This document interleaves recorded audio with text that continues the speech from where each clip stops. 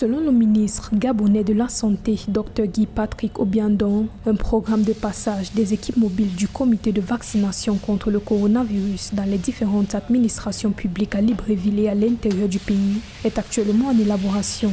Rose Christiane Osuka, la chef du gouvernement, a en effet donné instruction pour que soit établi dans les tout prochains jours un plan de vaccination élargi visant les agents de l'État. Ainsi, des équipes de vaccination mobiles vont sur la base du programme qui sera établi, sillonner ces différentes administrations.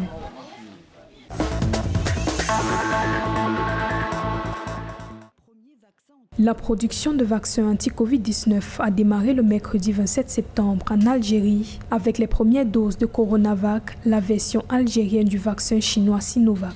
Les autorités d'Alger espèrent à terme exporter le vaccin anti-Covid-19 vers le reste de l'Afrique. Jusqu'à présent, l'Algérie dépendait des importations de vaccins anti-Covid-19, principalement de doses chinoises de Sinovac. Désormais, elle en produira sur son sol. Les 3 premiers lots de Coronavac, la version algérienne du Sinovac, ont été conditionnés à Constantine à partir d'une matière première fournie en vrac par le groupe chinois. Le ministre algérien de l'industrie pharmaceutique espère que la production de Coronavac grimpera à 5 millions de doses mensuelles en janvier 2022, soulignant que cela coûtera 40% moins cher de le fabriquer que d'en importer.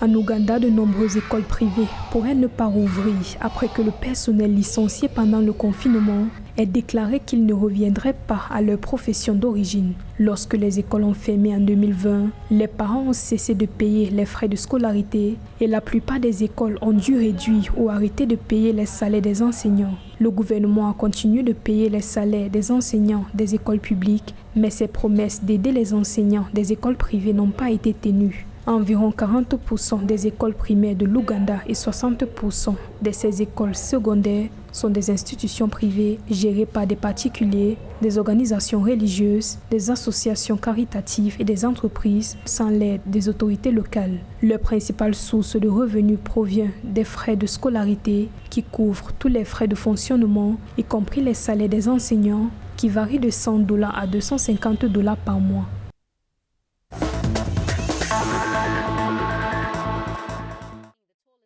Après 7 mois sur la liste rouge, l'Afrique du Sud pourrait bientôt sortir de la liste des voyageurs à qui était imposée la quarantaine dès leur arrivée au Royaume-Uni depuis février 2021.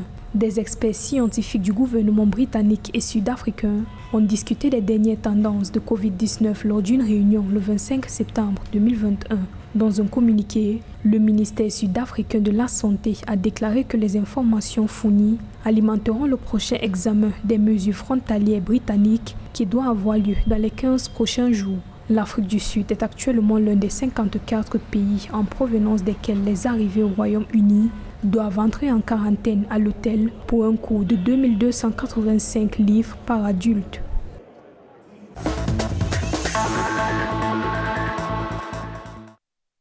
La Tunisie a reçu le 27 septembre 2021 un don sous forme d'équipements médicaux de la part du sultanat d'Oman pour appuyer les efforts du pays dans sa lutte contre la propagation de la pandémie de Covid-19.